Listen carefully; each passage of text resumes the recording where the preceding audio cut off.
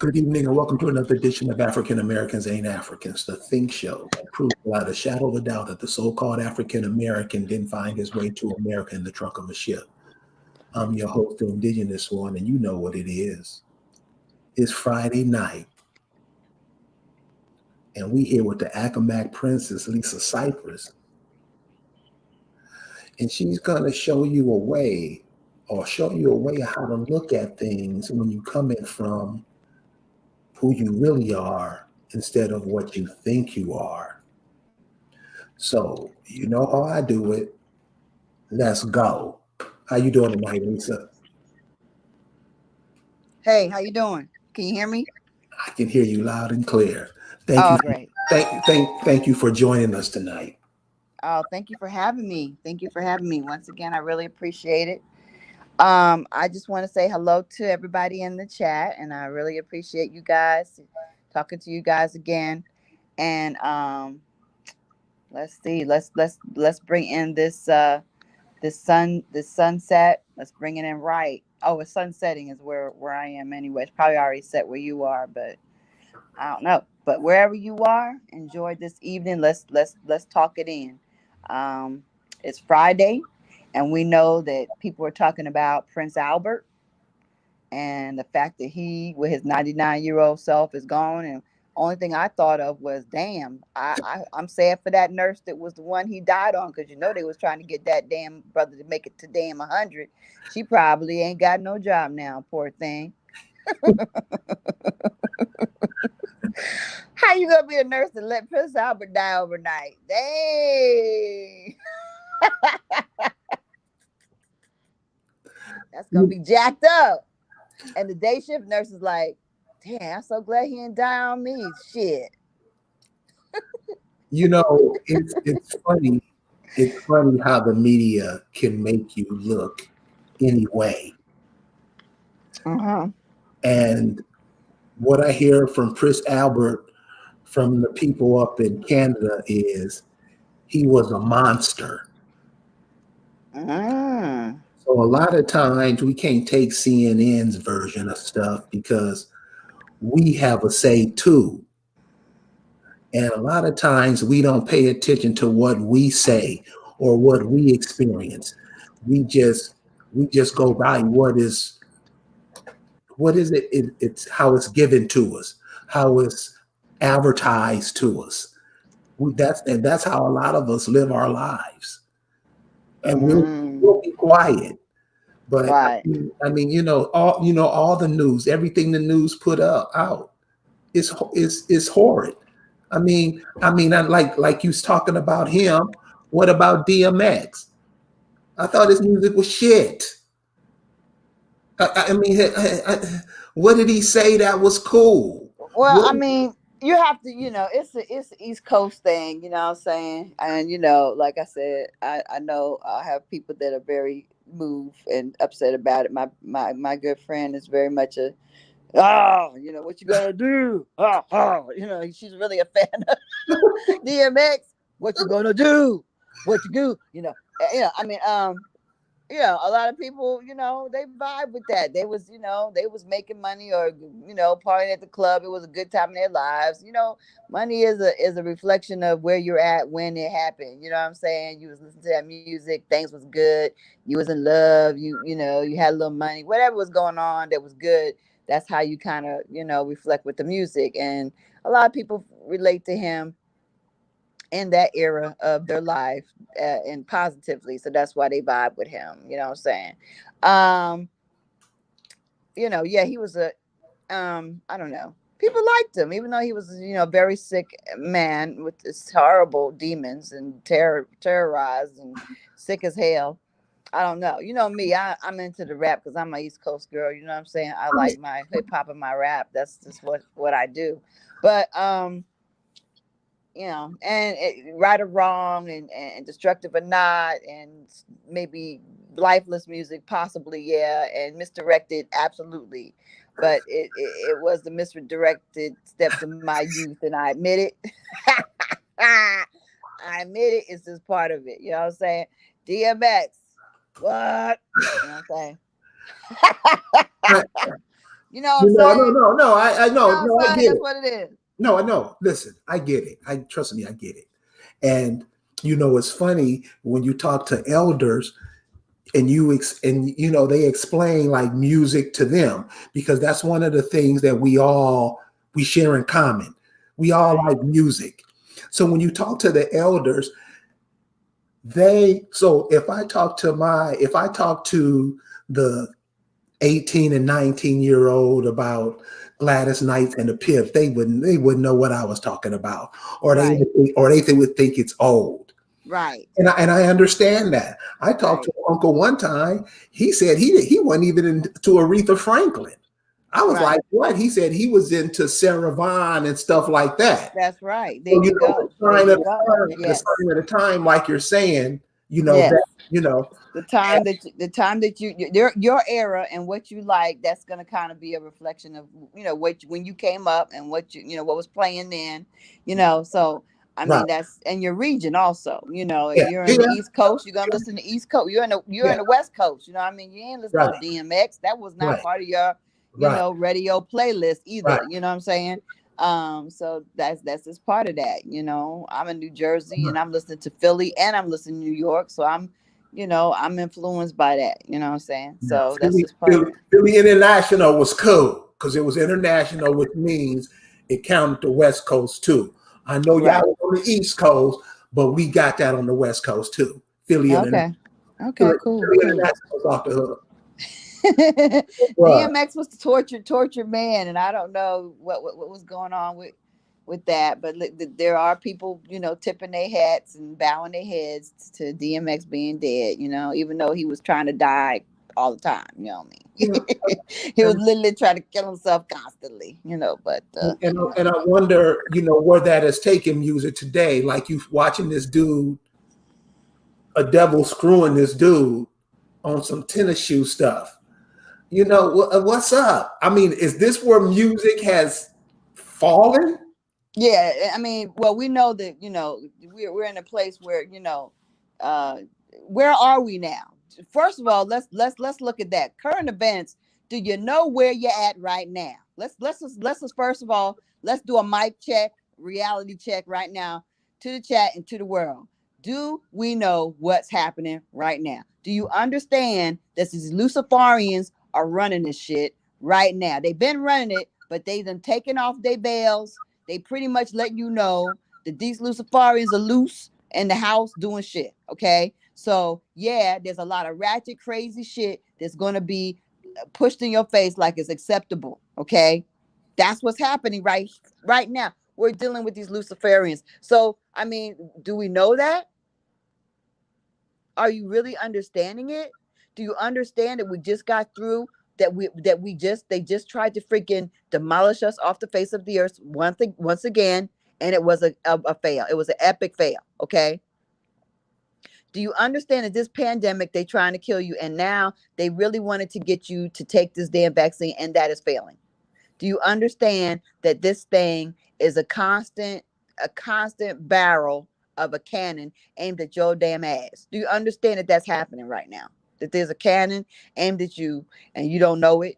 Like let's understand what's happening. It's not over because there's a lot of frustration in the fact that the daggone pandemic, which was planned for 100 years, is it failed. That's a problem. They feel their ancestors are mad at them. It's many generations of anger going on right now with how things did not work out with 2020. Now we're in 2021, and you begging and pleading and hoping that some daggone Negroes go and get this damn vaccine, and not enough are, you know.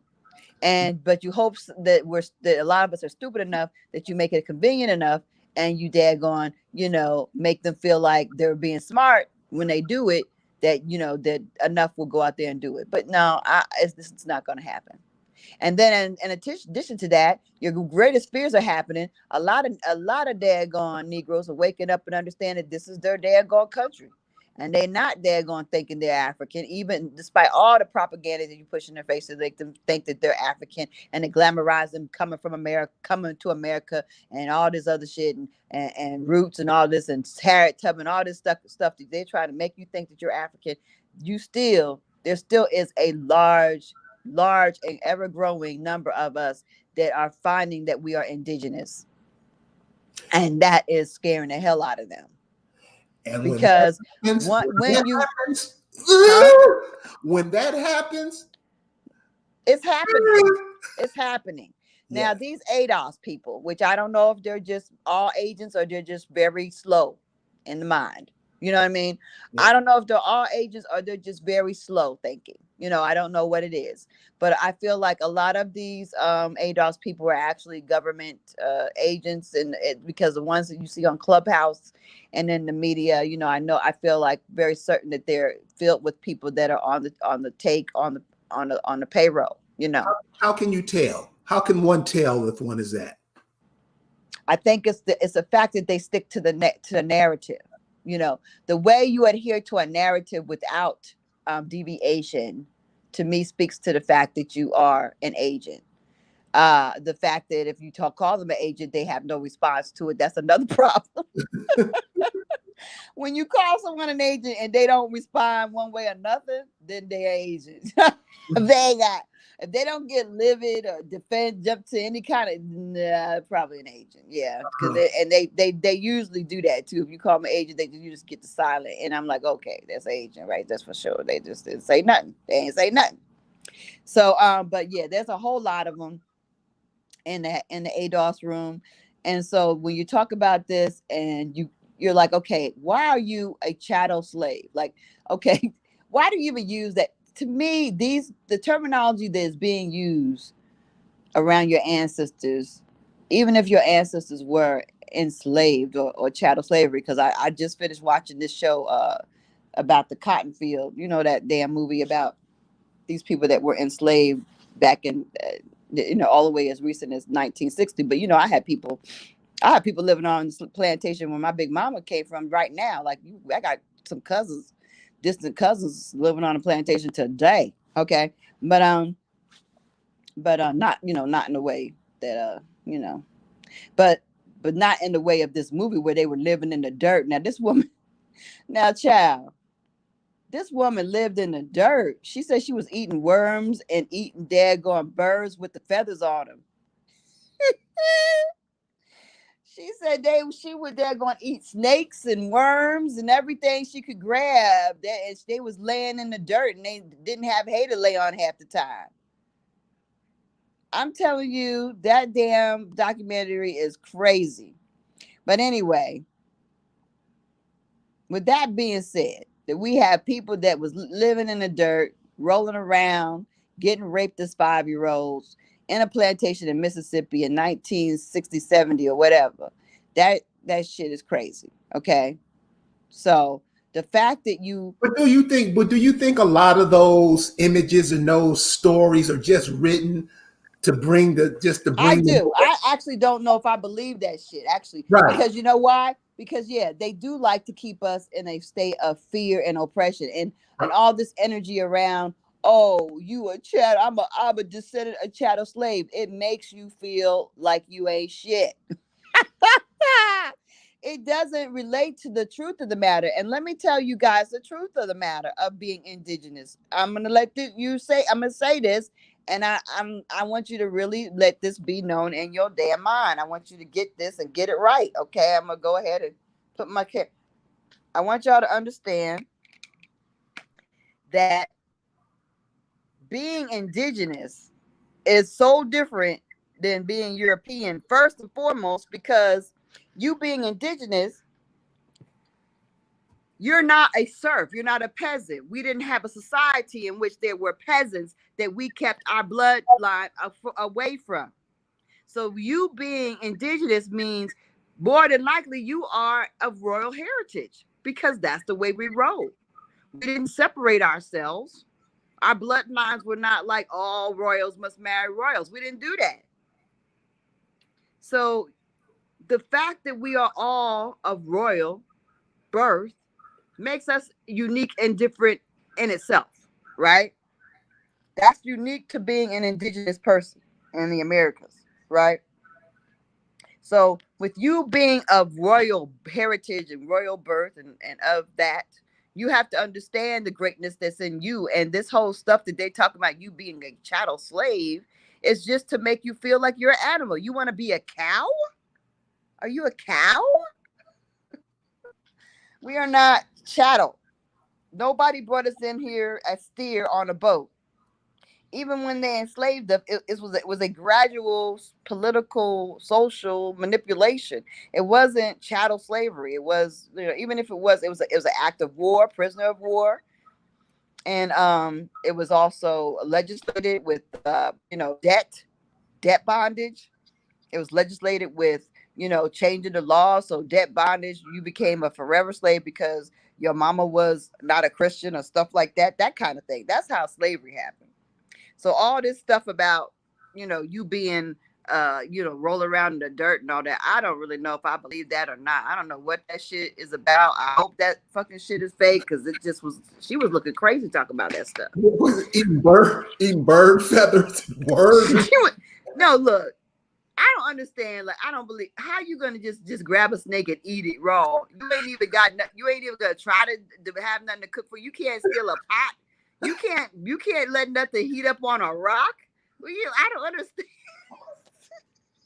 No. I don't understand. Look, let me tell you, Carrie. If I got a damn bird, I'm gonna actually try to sit it out there in the sun or get me a match or create some kind of fire, and I'm gonna heat it up and try to cook. I'm gonna take the feathers off. I'm gonna take the feathers. I don't understand how she talking about. She just bit. Just eat the. That's what I can't. when you let other people Can't with this.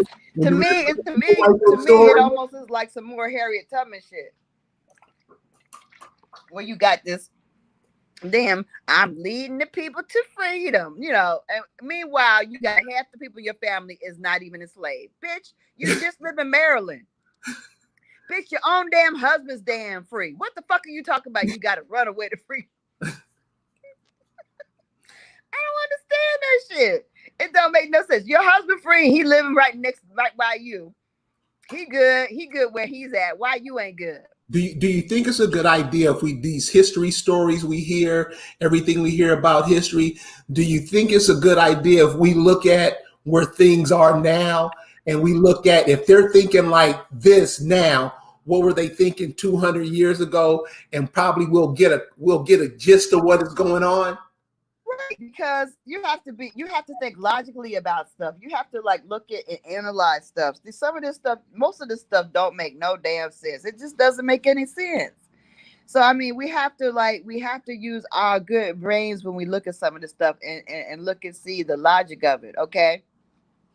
Like for instance, we're looking at I was, I'm writing the last final parts of the episode for the Accawmacke, and I'm getting into all the wars, the revolutionary, civil, and World War I and World War II, which but coincidentally everything just bumps up into each other pretty much, because you got World War I that started in 1914. You got Pleka that started in the same damn time. You got Birth of a Nation, the book that's written. The Birth of a Nation is a movie that was written on the book by the Christian minister Thomas Dixon. He wrote that in 1915. Honey, after that, after his book and the movie came out, then you had Tulsa, Oklahoma, 1919. Bam! You got Rosewood, 1921. Bam! You got no, no, no. It's not even that. You got before you that, you got Elaine, Arkansas. That's the 1919. Then you got Tulsa in 1921, and then you got Rosewood in 1923. So consecutively, you got these places being bombed and destroyed, and that's only the ones that they have actually put in the books. We don't know about little places like in Right? Isn't Kansas. We don't know about these places in Kansas and aren't places those in Tennessee and aren't places those in New aren't those Jersey and wars? places in Ohio. We don't have all the details of every little place. and all these other massacres that occurred around the country. But you better believe that they were setting it off. They were setting it off after What this whole Klansman, Birth of a Nation. All these white people were feeling some kind of way. And guess what they lit in the white people? This is the thing that you got to understand when you look at Birth of a Nation. The thing that they made white people mad about was our success. Our success. So the post-slavery, what is it called? Reconstruction wasn't no damn reconstruction. We was already constructed, really. We already had people that was free, that had businesses and all kinds of shit, and little towns formed already. So we was already successful. That's why we jumped into, we was already in politics and doing shit. All the whole time of the 500 years. There were people in our daggone communities that was doing major things, inventing things. How you get the daggone steam, the damn steam engine and all that, the McCoy, the great McCoy and all that stuff. You got, all these things that we're inventing. We got universities, they started in 18. The daggone New York school system started for us in the late 1700s. Why they gotta start a whole New York school system during slavery? And anyway, see, we gotta understand. Look at this damn shit. They've been trying to reorganize us, direct us, indoctrinate us from the very beginning. And there's been a large segment of us that have been successful, and the majority of us they pulled into being little black overseers, overseeing the daggone ones. The few of us that got caught up in this daggone penal slave system or this debt system. We got a few daggone wealthy people that are overseeing us, just like it is today. It's the same. let me ask you a question. This is a question that's been on my mind for a couple of days. When these Europeans came over here, how many of those Negroes over there do you think came with them? That's what and I don't want to talk about that, but that's what I was talking about too. I mentioned that because because the Accawmacke, the University of Virginia is like doing this whole study on us, right? So a couple of students I had to talk to today on a Zoom, they had questions about about us and what we want and what we're trying to do and all this other stuff, right? But that's what but I mentioned to the two little Caucasian students, or I said to them, like a lot of these people that have these names that are in our family trees are not European whites or European blacks that came over here. And I said, so when you do your family history, you see that goes back to England, and you start to look at the daggone information on the damn cruise ship that brought them over here. You look at the cruise ship that brought them over here because it actually, describes the people in detail, their color, their height, whatever. It describes their appearance. And oftentimes they're light skinned or they're, dark skinned or they're this and that, or, they describe it. They have what color eyes, what kind of hair. They kind of describe a lot of people in great detail. So you can see clearly that a lot of these so-called Europeans are not white Europeans. They're black Europeans, which further complicates your daggone idea of who you are. Because, the fact that you got a European in a tree don't mean that European is a white European. So then that's crazy. And then the person that stole your land is not a white person. The person that stole your land is a Negro. I don't even know what to tell you. I don't like to get into that because, like I said, it does kind of make you have a lot more question marks in your mind. So that's why I'm opposed to getting into that conversation deeply, because did it happen a lot? I suspect not a lot. Did it happen? Yeah, it sure did. So what do we tell the youth who are searching for their folk? If they want to find their folks, what should they do? Starting an 18-year-old person starting now, what do we tell them? Oh, well, I mean, first of all, this is what you do. You just start with the grandparents that you know, the oldest people that you know. And then genealogy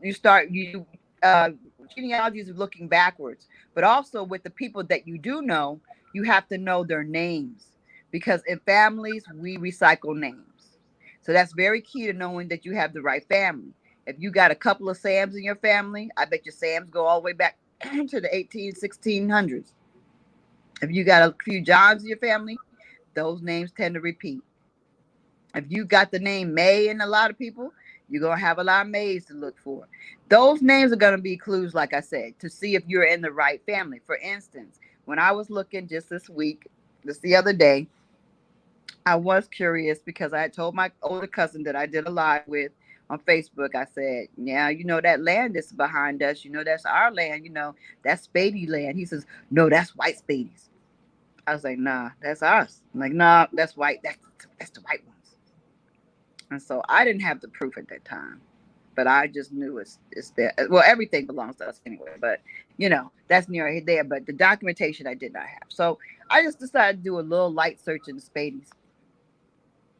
And I ended up finding that there's a couple and they were both listed as black. And evidently, I guess they died one after the other. I think the wife died and then the husband died. So it's like there's a census where she's there or not, and then there's the census where he's just there along with the kids. But regardless of the fact, they're both listed as black, but all their kids are listed as white. Now, their kids continue to be listed as white. And then there's a name that is in their family. You have the right woman when you look at the woman and you say, oh, you see her as a child in the census, and she has a brother, and his name is Denard. And then you're like, oh, Denard. Okay. And then you look in the census and you see she's married. You see that she's died and her husband's there, and he has a son who's listed as white. And what is the child's name? Denard. And then what does Denard do? Denard is listed as white. He has another kid, and he has a child. What is the child's name? Denard. And then you look all the way to the damn 1940s, and there's another Denard. And Denard is now living in Florida. And Denard now has $2.1 or $2.2 million worth of land from that family. Land only. Do you know what kind of foundation you could build with $2.2 million worth of land? Do you know what you could actually get done as a people or family? That's just sitting in your family. All you got to do is say, you know what? I got this land. Let me get a loan. I got this land. Let me get a matching grant. You could get a $2 million match, or at least a $1 million grant, easy, and definitely a $500,000 without even trying. Just because you have that in your family, you could start doing major projects, major businesses, major things to actually create and protect you and yours. Stop talking. Stop waiting for a handout. Not they need to give it to you, but as you organize yourself as being the people who you are, then you got the foundation of information to say, yeah, we want our reparations. We are a people with a whole damn bunch of genealogy, and you need to pay us right now, because you know what? They're spending what's current events? Biden is spending billions of dollars for some daggone immigrants? Billions. He got billions to spend on immigrants, but he ain't got a dime for you ADOS folk. But that's what I'm saying. And history repeating itself. They voted him in, just like Woodrow Wilson. That's what I'm saying. So shouldn't we look at what we do about this shit? Because motherfuckers voted him in, like you said. They voted him in. Yeah, well, Kia, I want to kind of go back in the chat a little bit and say thank you to Redbird. I want to say, Kia, they sold 300 acres, but there's possibly and probably more than that they don't even know about they sold, because them damn suckers, they're selling the $300, but I bet you there's other damn land that they don't even know about. You need to get on your search, because if there's 300, there's probably 3,000 somewhere. You know what I mean? And let me say something else too, because this is very important. This is something that we don't think about often. You have to remember, land is not just flat. Land is built into the side of mountains, hills, all kind of things. Right. If you look at some mounds, Right. those are some examples. But Right. the indigenous people here, they built houses they built their living they live with the earth. I mean, that's the Mhm. best I can say it. So it's not just what you can see, it's all kind of stuff. So this is why it's important. You got to find your folks, man. You got to go to where they from. Cause it's not like we've been taught it is.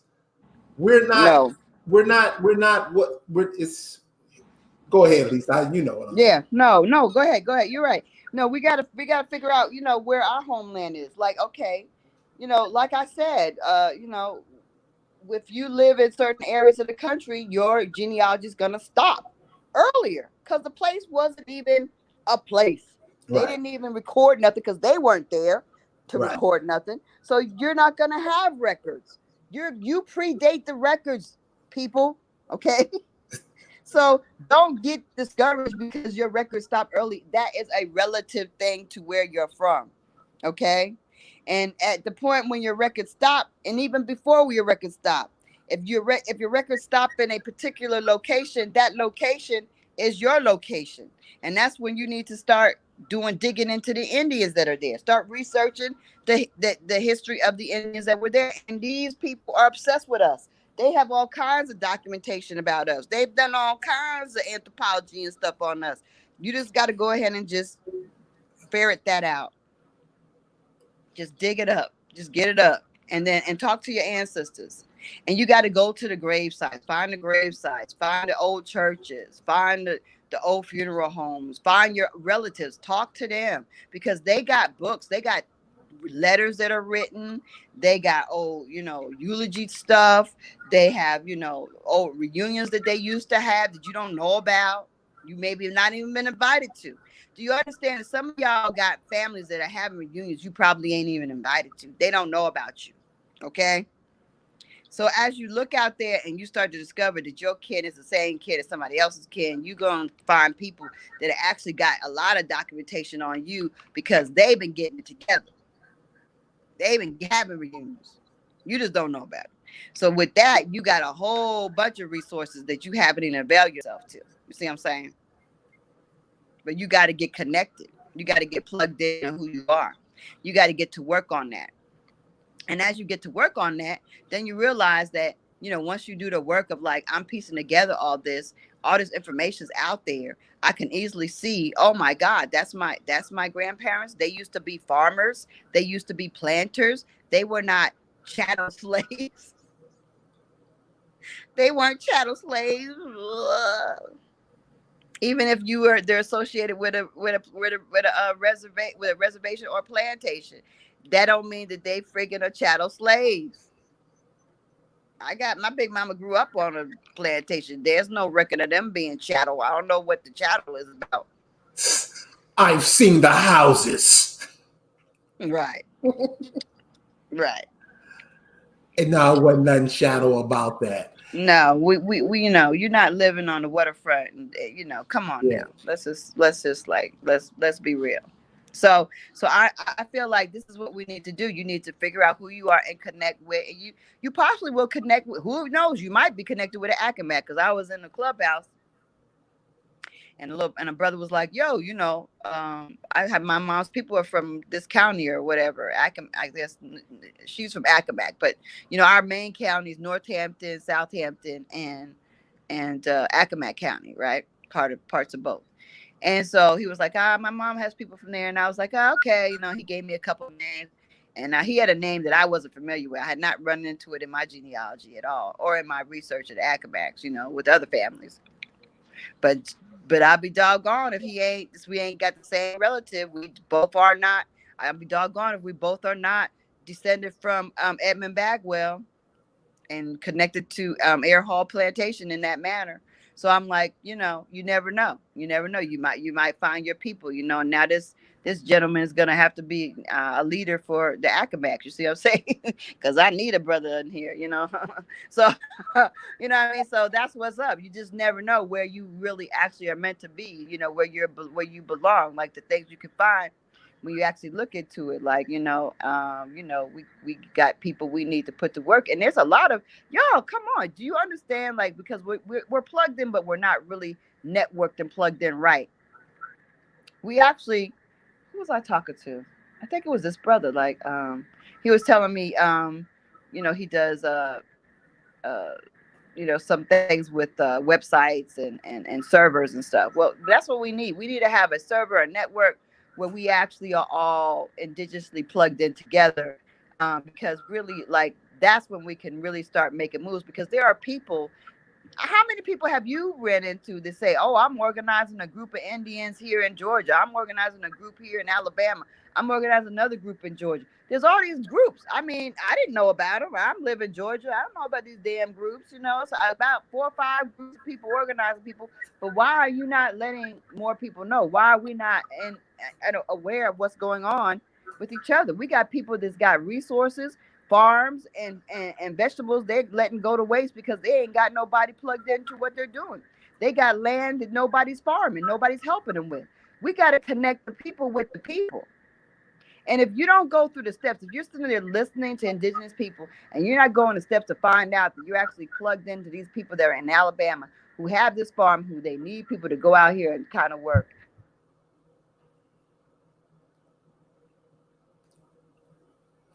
You got to come back.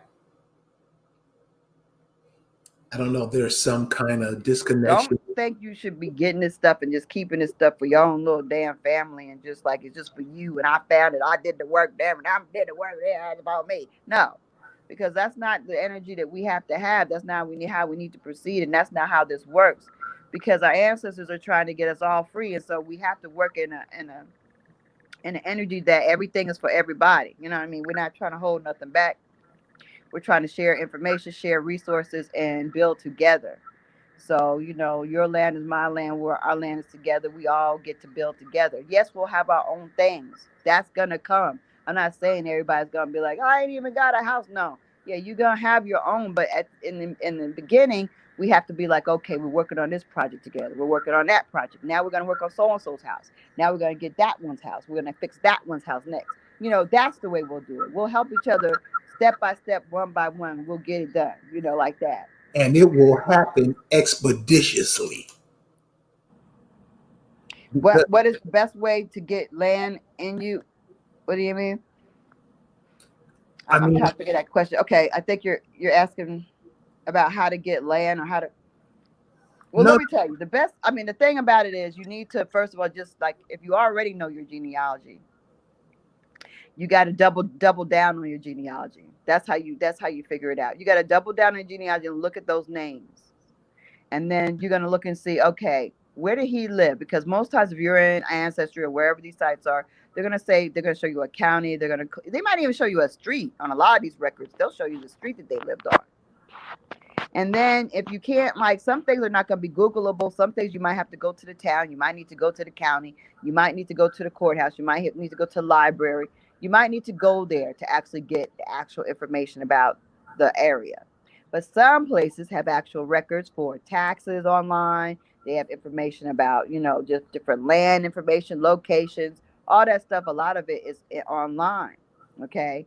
When you will realize that you're a Thomas or a Thompson or Jones or whatever it is, Jackson or Johnson, and you're from this particular county in Tennessee, and then all your grandparents, they keep going back and back in the same county. Pretty much y'all stayed in this county, and then you kind of lose the trail, and then you realize the county didn't even develop until 1840. You're home. You're home. So then the next thing is you're going to sit there and look at the Indians. But then the other thing is you're going to go, like I said, and look at the tax records. Look at the records of who has the land. What you want to figure out is what's the chain of custody? Who has that land now? And a lot of times they'll tell you what they paid for it. And when they say they paid no money for it, when they tell you, when the records show that they paid no money for that property, they paid no money for it. Was it inherited? They'll tell you. And it don't say inherited half the time. Most of the times it doesn't say inherited, but it'll say got for zero amount. Look, How you getting land for zero amount unless that's your people? So a lot of times these people are getting this land for zero amount and it ain't even their people. It's your family, but you don't know it's your family because you ain't done your research. and you African. Yeah. You- You looking over in Africa because you got your ancestry DNA.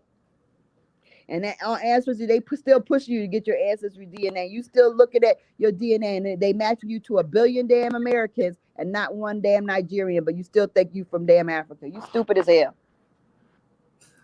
How you having all these American cousins and you from Africa? Where are your African cousins? I mean, they coming over here. Shouldn't they be getting DNA tests with those? First of all, they can't even match you without matching you to a person. So, like I said, you should be matching to a person. They should have cousins on record. They're telling you that you're related.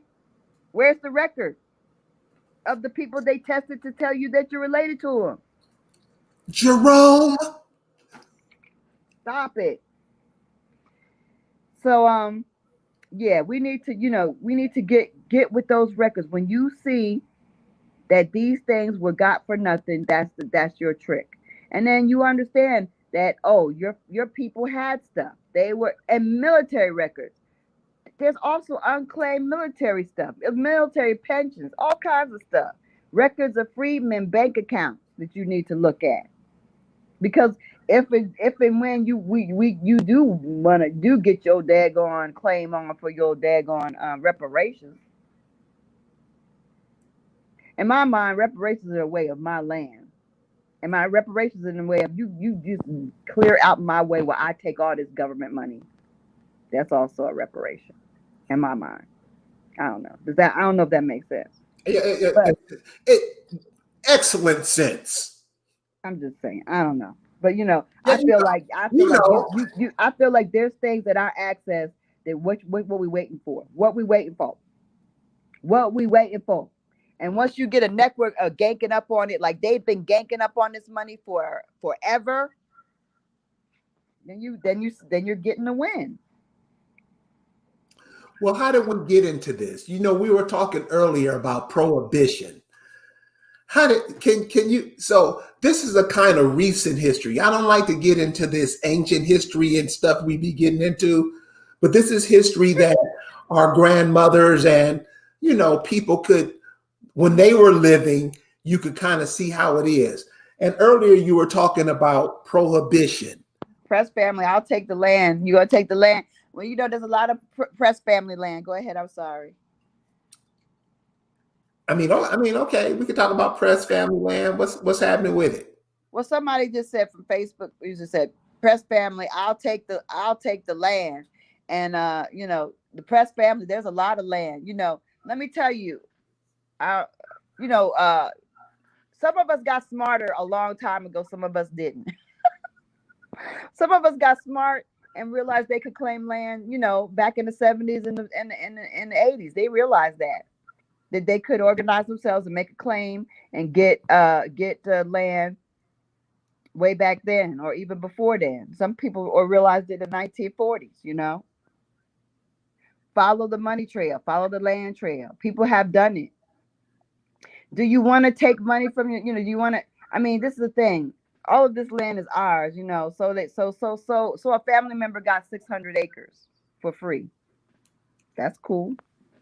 So I mean, for me, it's not a matter of like, let me split that because you know what we need. There's a whole lot of land out there. Okay.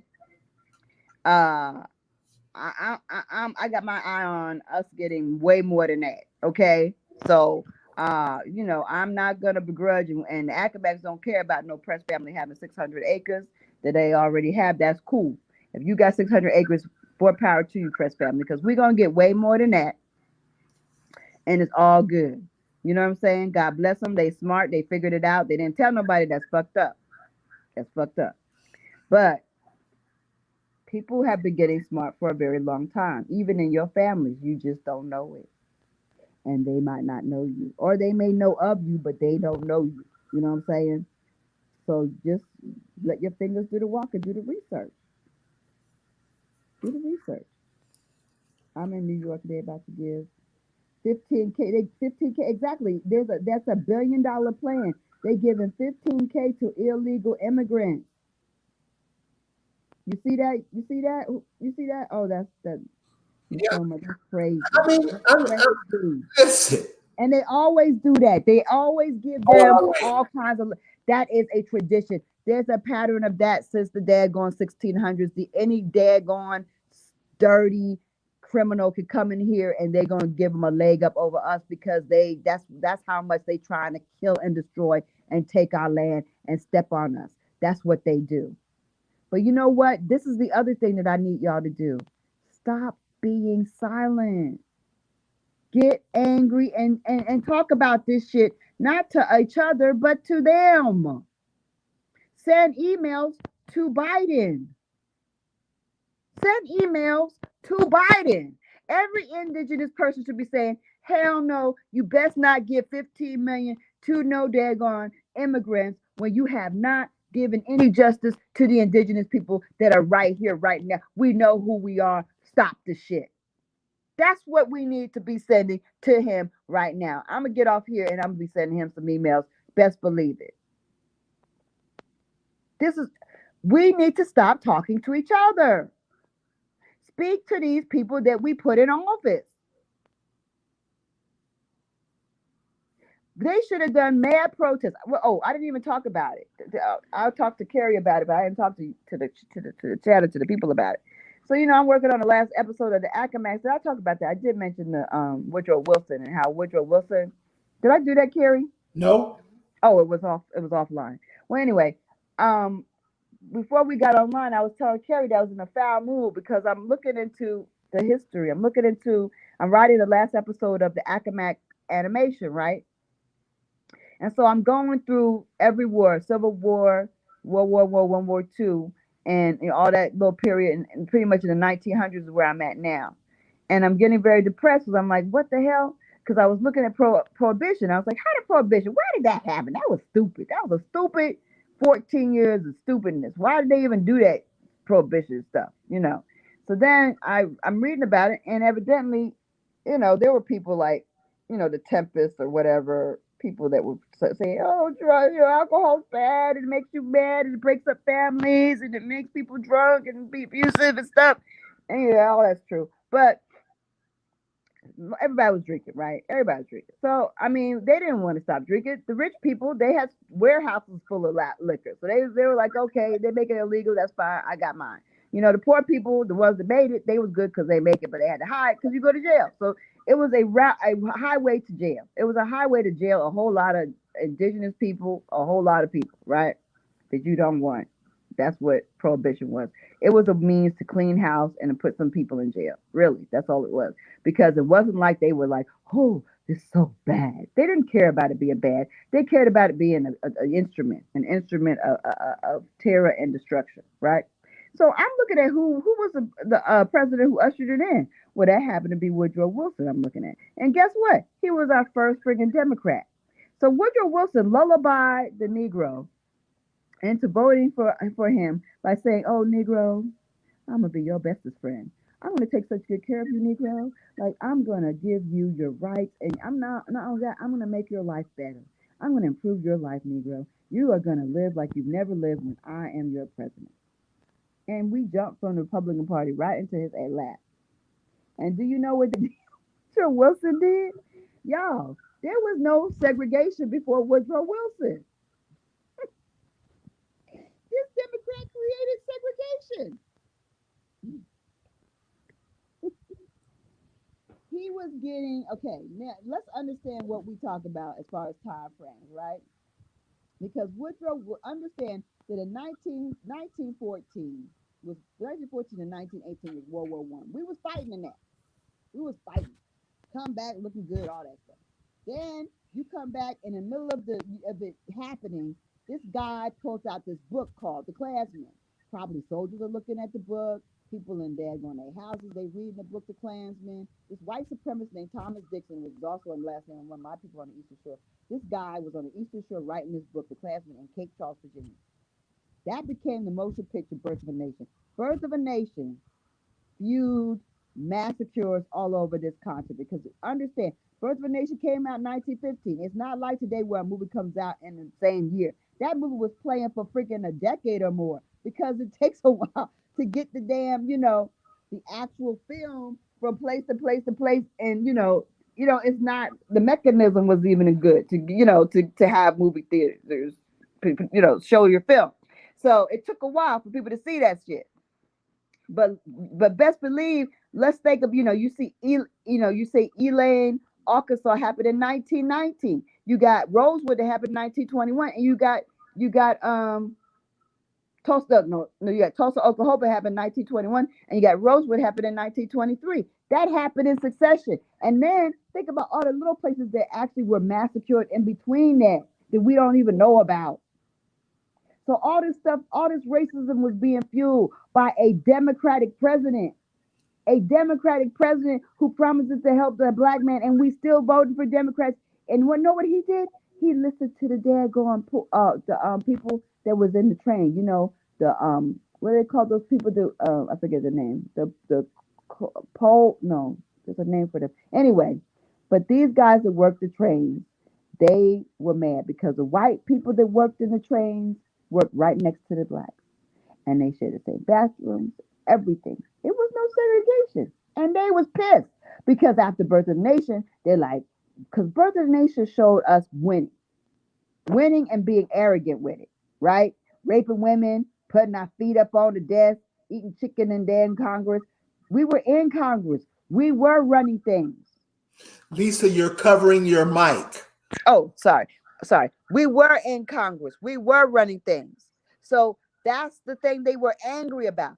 Birth of a Nation shows so it ignited anger in white people that we were winning and doing too much and we needed to be stopped. That's why Tulsa was burned. That's why Rosewood was killed. That's why daggone Elaine, Arkansas massacre happened. Because they set out this massive first film, the first motion picture that was really done and all kinds of daggone, detail, was to ignite war against us by the common folk, the angry broke folk.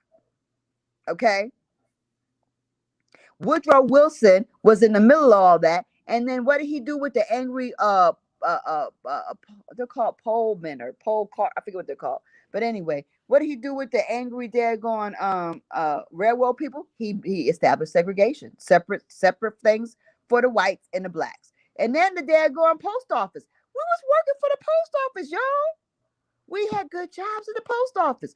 We shared the same bathroom, the same break room, everything. The postal workers that were white came to Woodrow Wilson. We ain't like all these niggas all around us. We got to share shit with niggas. Oh, well, I'll fix that. Woodrow Wilson segregated the post office. Segregation followed all that damn shit. We let that happen. We stood right there and watched while we voted for somebody who made us second class citizens for real. We voted for him. And now we're still voting for Democrats. Now we got a president in office who we don't know our history. So he talked about, so they know we don't know our history. They know we're stupid. They don't respect us because we voted for him. And he's told us, you're not going to be the favored minorities anymore. He told us that. And then you turn around and vote for his ass gladly, eating chicken, dancing and everything because you voted for damn Biden. You're so happy. Oh, my bad win. Oh, what a happy time. And you're so happy because you voted in Biden. And the person is sitting there saying, yeah, y'all, you African Americans, you need to know your history. Trump's over there telling you, oh, well, they need to stop testing and then the numbers would go down. He's telling you truths. He's telling you crazy truths, okay? And you sit there, he's a racist. He's exciting daggone rednecks and he's making it. No, this is all a manipulation. They're all on the same team. But in the real, you vote for a damn guy named Biden who tells you he ain't going to be your friend. He told you that. At least Woodrow Wilson gave them a false promise that he was going to do something for them. They got no promise from Biden saying he was going to give them reparations. No promise. Not an utterance. but you voted for him. And he told you you're not going to be the favorite minority, but they voted for him.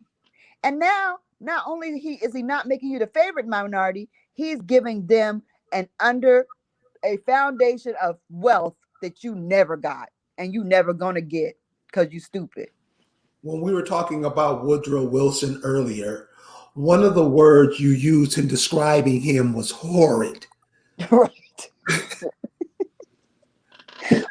He was horrid. I Could you mean, okay, elaborate? and it had me, and reading about, and really, it's not even him. It's the fact that we sat up there and watched him just change our entire world. It happened in our faces. See, that's what I'm trying to like bring out in this last episode is that there's a system. Okay, this is what I say. I say, let me try to tell y'all what I call it. Okay, because I call it the new design American Indian image was a supremacist corporate war tactic. And they keep redesigning the American Indian. It's a corporate war tactic. And now the current tactic is that they are going to piling us all in as African American. Today, the corporate tactic, I'm going to read it how I wrote it. Today, the U.S. corporation supremacist tactic is to redesign the American Indian to combine all brown skinned, coarse haired people from around the world and call them all African American. Calling the mislabeled dark copper colored American indigenous Indian African American, and then pushing them into a pile of African immigrants designed to make us disappear. To make the Indians disappear into a sea of African Americans. If this succeeds, the dark copper colored American Indian will never again be clearly distinguished as the true American Indians that we are. Because once a lie becomes accepted as the truth, it is the truth. Amen. That's why the true history of the Accawmackes and all of us has to be cleared up. And that's why it ain't enough for you to talk to each other. You got to talk to them and say, we see you. Stop. You stop. We see what you're doing. You cut that. You cut that out. You cut it out. Stop lying. Stop lying. Cut it out. Cut it out. We see you. We see what you're doing. How we cannot silently sit by and not do anything. If you are watching, you are listening, if you are looking, if you are on social media, you need to be sending messages to Biden and all these damn politicians. If you're in New York, you need to send information to your governor. You need to be emailing him, contacting him on Facebook, putting messages on his Facebook saying this is not acceptable. This is racist supremacy at its best. You do not bring foreigners in here to get benefits when you have not ever corrected or treated the daggone indigenous people here the way you should have. You need to fix the problems in your own house, motherfucker. Fix your own house. Right. You don't add to the damn issues before you fix your house. That's ridiculous. Can I get a witness? What is it she's saying? The reset of communism. Trump was right, and he really won.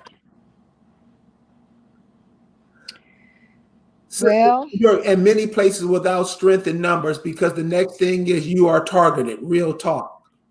Well, we are targeted. We're constantly. This is a siege. This is we're constant war, and this is a major battle right here. This time. This is the go down time because they didn't really win with the COVID, so they doing all kinds of any means necessary shit right now. Okay, so they like in Atlanta, they got a law like if you're speeding, it's a $1,500 ticket, and then it's a misdemeanor. See, they're trying to lock us. See, they're not winning, so they're trying any means to lock us up and tear us down. Understand these things. These things are mechanisms because they're not winning. So desperate measures are being taken all over the country to tear us down and lock us up and to kill us in various other ways. We're justified.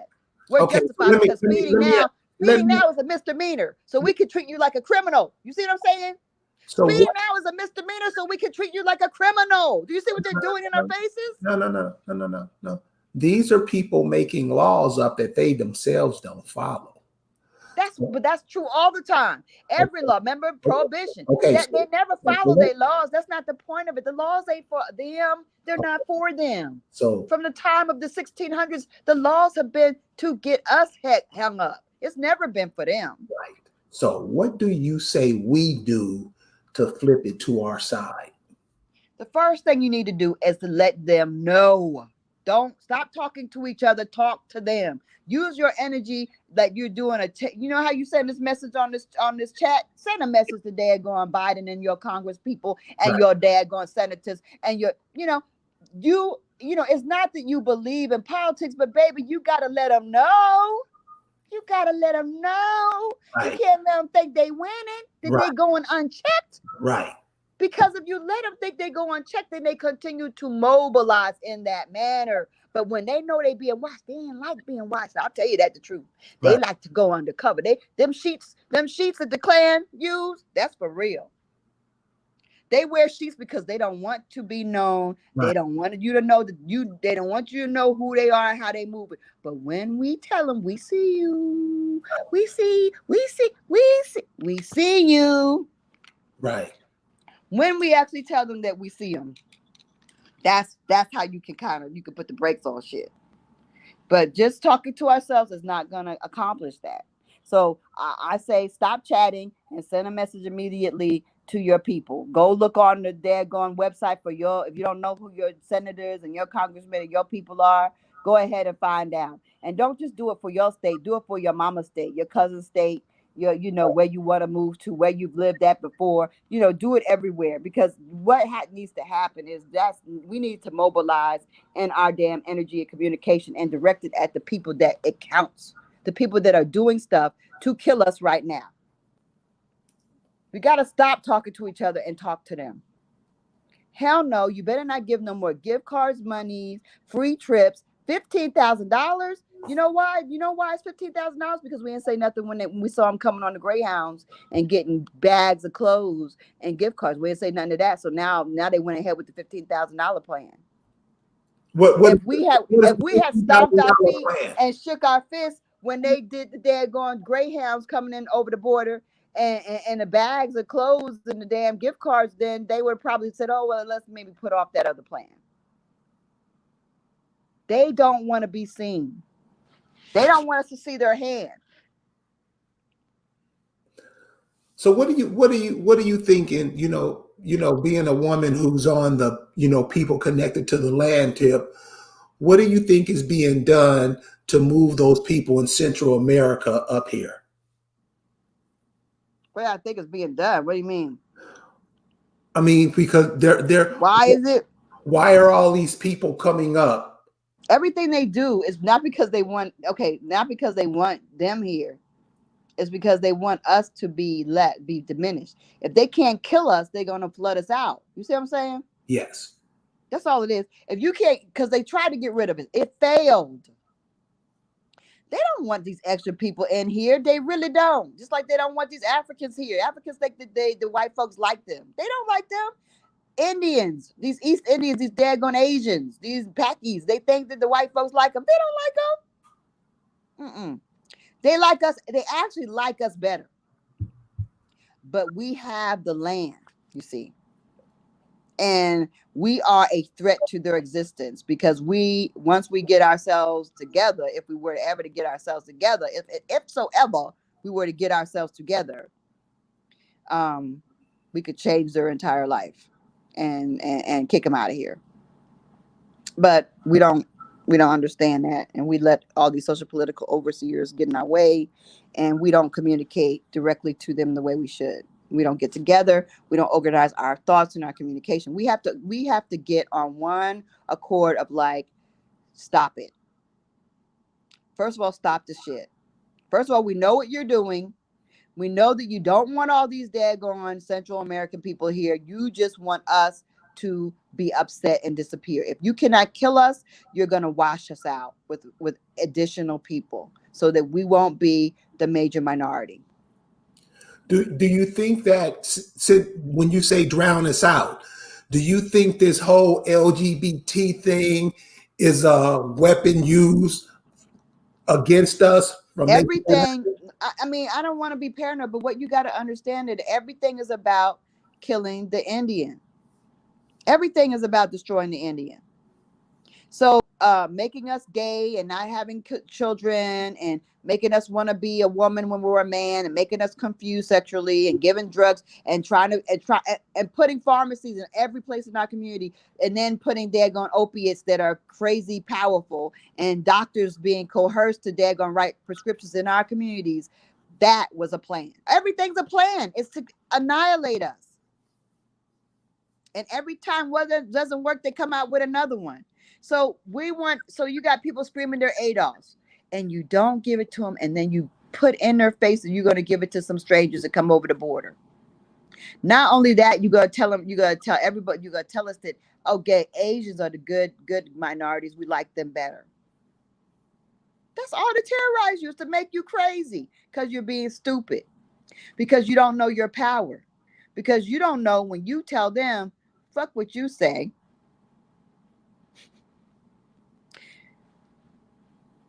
You don't have any power anyway, but what I give you. And you need to stop giving them that money, because that's my money. And that's exactly what they're doing. They're giving away money that they have owed us, that come from funds that we have created, from the banks that they stole money from everything that they have taken from us. They have stockpiles of money that they probably have been waiting to see if we were going to get smart and collect. But we can't get smart and collect nothing. So they're giving away our resources, our money, to these foreign people.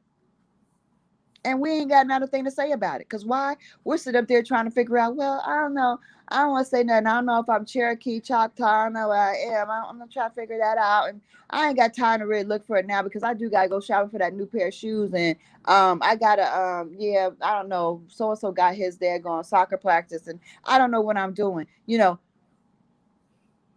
You better start making some moves. If you don't understand, and you need to at least use your finger and send a message to these people of your disdain for what they are doing. Never in the history of this planet have we been able to communicate directly with the people that are oppressing us. You have that, and you're not using it. I was sending a message to Biden and to Trump all the damn time, and I still do. You need to use the resources that you have, and you need to express to them what is going on and that you're seeing it. And if we collectively were to do that, we could stop them from doing things to us, or things that are going to affect us in a negative way. They got to see that you're organized. They got to see that you can do things collectively. That's why the first thing I did was try to do a summit, because I was like, they got to know the Accawmacke are organized. Period. If they don't see you coming together collectively, you ain't got shit and can't do shit. So you have to show them that you know what you know, and you're watching, and you see what they're doing, and you need to tell them to stop it. You are the boss. They have nothing without us. But if we don't tell them nothing, it's how like are we you? never it's like How we are you never expecting anything to change when you don't even tell them what you think? You afraid to tell? You afraid? Why you afraid? Is that what it is, brothers and sisters? We afraid to tell them what we think. What we think gonna happen? They gonna come in our houses and remove us? What are you afraid of? You afraid of dying? I don't know what you're afraid of, but I feel like this slow death is the worst thing in the world. Watching us being murdered little by little, watching them strip away our daggone humanity, our daggone self-esteem, and strip away at us as a people, disrespect us in our faces, is almost, it's torture. It's torture to me. I don't know. it's torture to everybody watching. I think we need to go ahead and we need to let people know that it is time for you to collectively get in a campaign of email sending, messaging on social media. These people got Twitter accounts. These people got Instagrams. Why are you not reaching out and saying, "Oh hell no, you're not gonna do this, Biden. Oh hell no, Governor, you ain't doing this. No, no, no, no." Because guess what? Who cares what they think? Because guess what? It is us that really are the people that matter. Everything they're doing is about us. If we're not important, then why is everything about us? Everything. Everything. They're bringing in these people because they can't kill us. Oh my God, I can't kill a nigga. I'm just gonna bring in a whole bunch of damn foreigners. They hate that shit.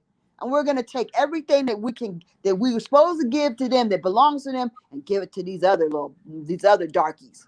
These other darkies. We're gonna make them the better darkies. That'll get them. And you don't realize they're doing it and they're making the white folks mad and they don't care. Because really what it's aimed at is just making you the disappear as a minority. You're the minor minority. We're gonna really make you the minor minority. You know what? It don't matter if there's three of us. It's still our it's still our country, motherfuckers. You know what I mean? There could be, you know what I mean?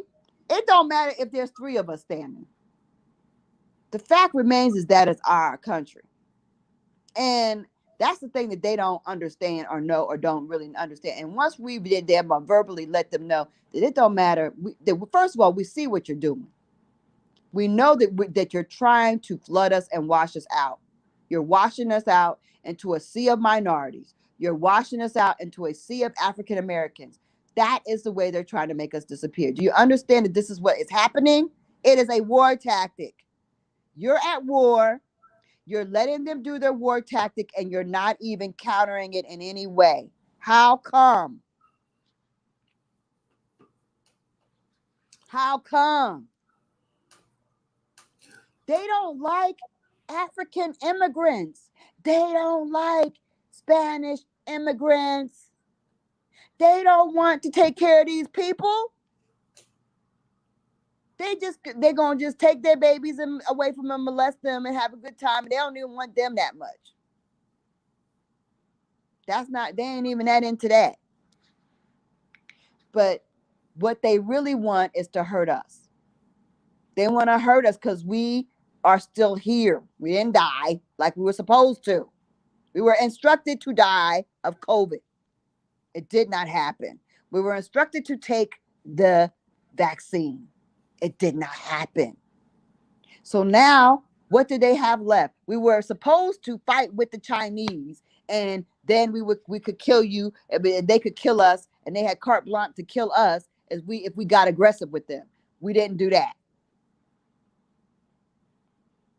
I think with the Asians, listen, they know. Our problem is that we just keep supporting these people financially. And I mean, it comes to a point where we have to say, you know what, for real, cuz they don't come to your stores. You would think we would get it. They don't come to your barbershops and say, we want your hair. We want you to package up your hair and sell it to our people in China. You think we would get the message. We don't. So those that don't, fuck them. Seriously. Because we keep on this, we keep trying to play like something that it is, but it isn't. And we playing. And that's our problem.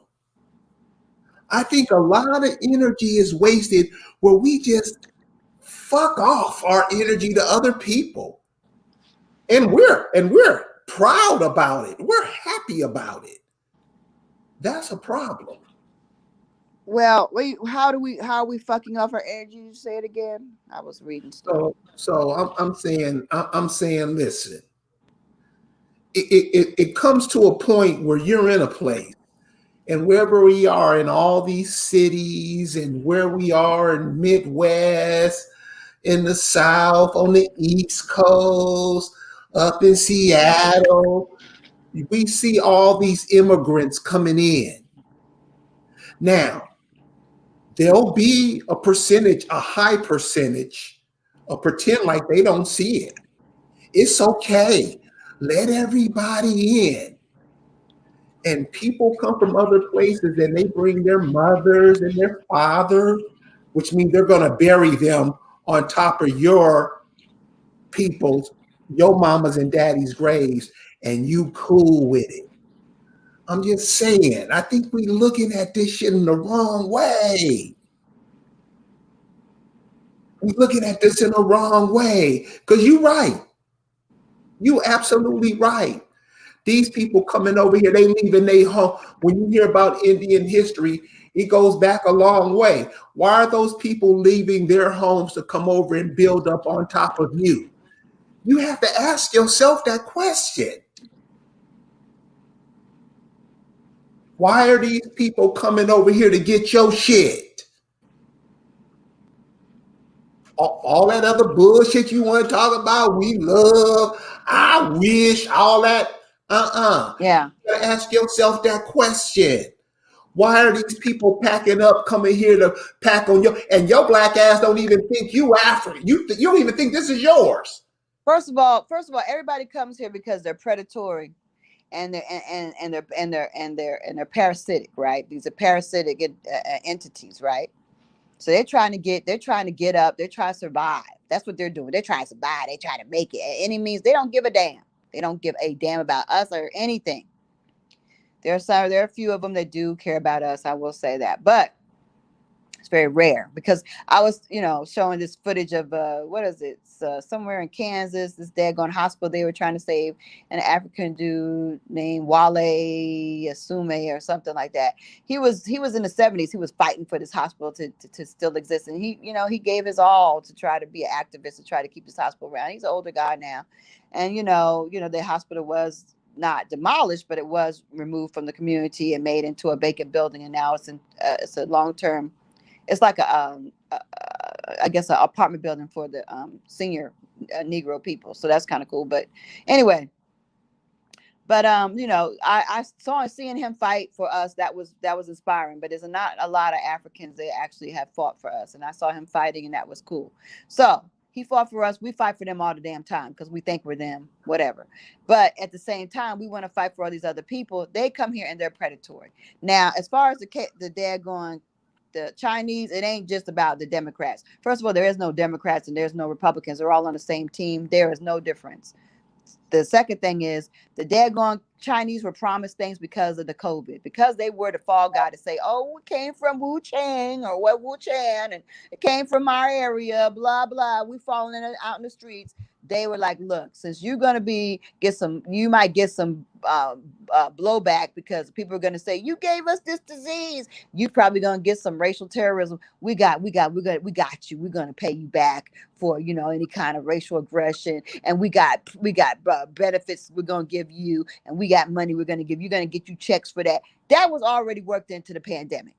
The whole Asian connection, Chinese payback was worked into the damn pandemic. What didn't happen was nobody really responded like they wanted us to. We didn't go lashing at the Chinese. Nobody really blamed the daggone pandemic on the Chinese. They didn't get no damn terrorism, so it didn't happen. But they still want to justify the check and all the shit they're going to give to them. So they made up this damn story with this poor boy that was at the sex shop, and they talked about his peenie, and he got mad. So so they made up that shit.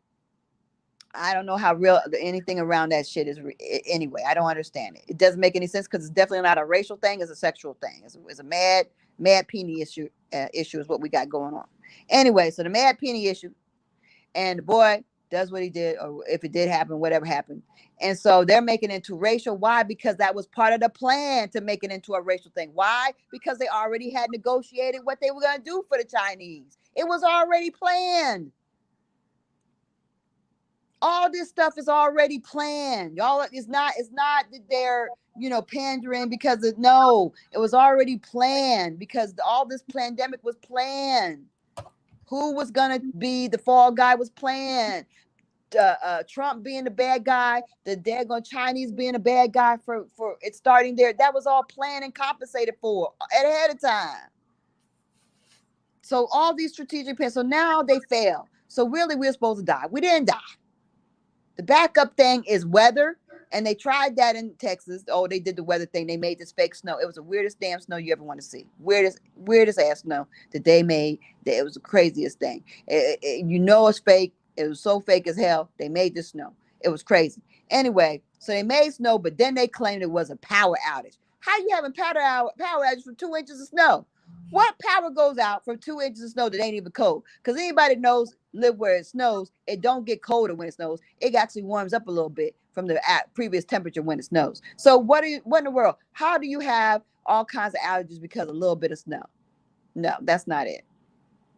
High temperatures are very hard on the system, just like cold temperatures are. And when it did snow, it wasn't even cold. People were outside without their coats running around. So what are you acting like the damn snow caused the daggone major shutdown? That was done because they were mad. COVID wasn't working. They were like, look, we're gonna show them what we can do. We're gonna cause them some stress and some pain and some strain and some terror because we're gonna just change their whole world by shutting the lights out. Because that was part of the plan too. Because Biden told you there was gonna be a long, dark winter. I was ready for the lights to go out anytime. I was ready for that shit because he told you. He told you. So the daggone energy got shut down on purpose. People was losing their damn oxygen tanks, weren't working, running out of damn oxygen and shit. People have no food. People, and they got the grid all worked out where they know who's gonna have electricity and who's gonna not. So they know in their communities they got electric, but your communities you don't. Come on now, y'all. Everything is a plan that you need to let them know. See, the one way to unseat them in a plan is to say, I see your plan. I see what you're doing. You stupid. You so silly. You're so silly. Look at you, this silly little plan. It ain't even working. I see exactly what you're doing. The more you show them that you see what they're doing, the less likely they will have any moves to make. That's the thing, and it's not just one person or two people. The masses of us need to be letting the things that we know to be true to be known to the daggone power players that are out there. That's what we need. And you may think it's stupid, but it's not. It really isn't. You may think it's silly, but it's not. And you may not think. And let me tell you. I mean, I don't know. You say now. Nasoma says she sent letters and she gets nothing. But one person or two persons is not going to do that. And I may send it and I may get a response, but I get it because they watching me because I'm doing shit. So they're watching me. So I mean, but even me just doing it, even though they're watching me, is not going to have the same impact as it is for doing it. All of us to do it, because all I'm protecting by them knowing that I know what's going on, I'm protecting my people. See, right. By me saying I know what you're doing, they know the Accawmacke ain't to be twisted with, right? Right. Because I know I ain't falling for the okie doke. I'm watching them, and right. I see all the patterns, and I'm calling them on. You see what I'm saying? So right. That protects. It ain't protecting it ain't protecting all of y'all. I ain't protecting all of y'all with that. I'm protecting myself and the Accawmacke with that. But if everybody was to do it collectively, then we could protect the masses of us. And then if you organize your families into a people, then you can you too can collect your people as an entity. I didn't even organize us into a people. It was 4 years ago. I didn't even do it. So this is a recent thing. I immediately did a summit. Okay. I immediately started meetups. I immediately started calling every freaking cousin I knew and started reaching out on Facebook to people that I knew are from the area, have the lineage. This is not something that you cannot do for yourself. I'm an old damn woman. I'm 57 years old. I am not a kid. This is not, I don't have a lot of time. I don't have a lot of resources. I was unemployed. That first year of the summit, I had no job.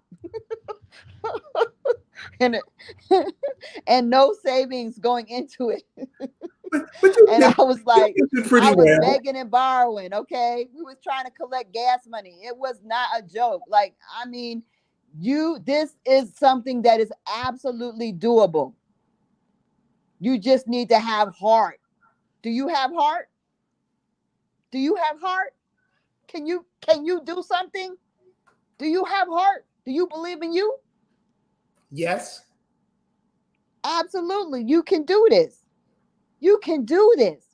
It is just a as one if one half broke down woman can, get people together that she don't even freaking know, cousins that she ain't talked to in years, she ain't seen in forever, cousins she ain't never seen. You see what I'm saying? Yes. It's possible, y'all. Like I'm saying, if I can end up with land I didn't even know about to just make the headquarters, because I'm falsifying, I'm trying to find a place to create the daggone corporation of the Accawmacke. And so I'm finding one of those mail in, make your own, email, or make your own a postal address or whatever. Because you need a real, nah. The county was like, that's not a real address. That's not a real address. Lo and behold, I ended up getting a real address from my great grandfather, born in 1845. I ended up with this land I know about. The ancestors, when you start waking them and working, they gonna work for you. Can I get a witness? Wake up and listen to what I'm saying. This ain't no miracle of the Accawmacke. You got bigger things in your family. You got things you don't know about. You got oil wells, you got mines, you got all kinds of shit that we ain't got. You got better things than we got. You just don't know it. You got better records.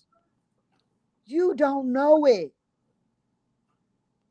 You got your parachute. You got your canoe. You got your life support. You got everything you need. You just got to access it. Listen, Lisa, we coming up on the end now. And I just want to, can you give the people, if they have questions, they may be connected with the Accawmacks in some kind of way. How would they get in touch with you? The best way to reach me is to go to our accawmacke.org website, because those emails, they flag me, because I get, I got a lot of things going on. Like I said, I got students from the University of Virginia sending me stuff. I got people always. I got a constant flow of stuff. So the when I get an alert, that is good, because then I'll be like, oh, somebody's contacting me from the website, and I'll kind of like look at it. So if you just email me, sometimes I'll miss it because I don't log into the Accawmacke site, or you'll get lost in like the older emails, and all these people have piled up on top of you. And I'm doing like 12 things at once, and so I'm sorry if you emailed me and I didn't see it. I'll definitely look for it. If you email me again, I'll look for it as well. But yeah, I do. I'm honestly, like, I work 6 days a week up until this week. And 12-hour shifts, 6 days a week. I've been working since before Christmas. And in addition to that, like I said, I'm trying to make moves for the Accawmacke, make moves for the summit to be like amazing. I still haven't done, I still haven't put out the commercial or put out the information about it, which I need to do this week. But it's a lot. But like I said, if you do send it through the accawmacke.org, it'll give me an alert, and you can reach me through that. And it goes right to my indigenousaccawmacke@gmail.com is my email. That's where it goes to. It goes to indigenousaccawmacke@gmail.com. And I encourage you all to come to the summit. It's amazing. It's just enlightening. Just the energy of the people, the energy of the land, the fact that our ancestors are just like vibrating through the earth and the water there. It's just amazing. And it's going to be real deep this year. This year, we're actually reserving Saturday for family only. We're trying to do a thing where we actually have a reunion where I can really get some stuff done with my folks on Saturday. And then Sunday is the actual summit, where we actually have all the speakers and all the information, the vendors, the music, and all that stuff. And then on Monday, we're having genealogy and tours of the plantation, the grave sites, and the water, and all that kind of stuff. So we'll be doing that on Monday. And then we're out.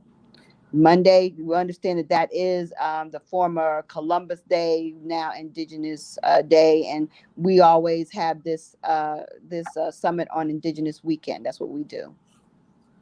Thank you, thank you. So as a I welcome anybody to join us because you know what we're doing. We're gonna be doing stuff. We starting with bees. I got my first beehive this week.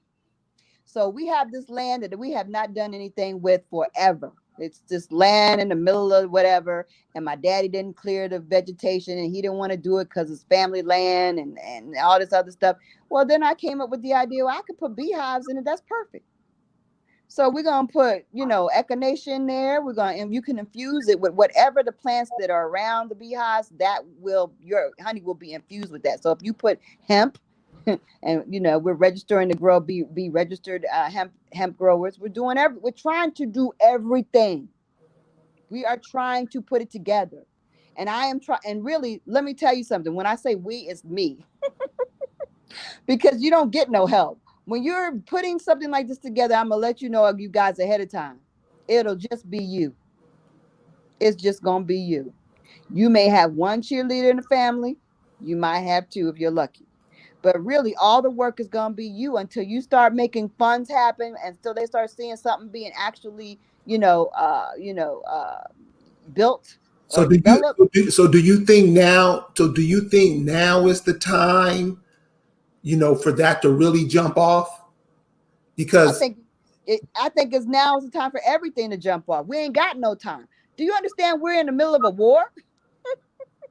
You got to, and how do you respond to being in the middle of a war? First of all, you tell them, I know what you're doing. I see you. And it doesn't phase me. Okay, first of all, you're failing. You let them know they're failing. I always say that y'all are failing miserably in what everything you're doing. First of all, this for total and dismal failure, and you ought to be ashamed of yourselves because you've been planning this for over 100 years and you ain't got it right. right, So they're failing. What is your move to be positive? Because the energy that you want to ride on, you don't want to ride on it being mad about all the shit that they're doing, or you don't want to be vibrating on their negativity. What you want to vibrate on are the positive stuff that you are accomplishing. right, That's how you're winning. Like you're like, oh my gosh, I'm about to get all this damn money from the government. Thank you. I'm about to get all this land. Appreciate it.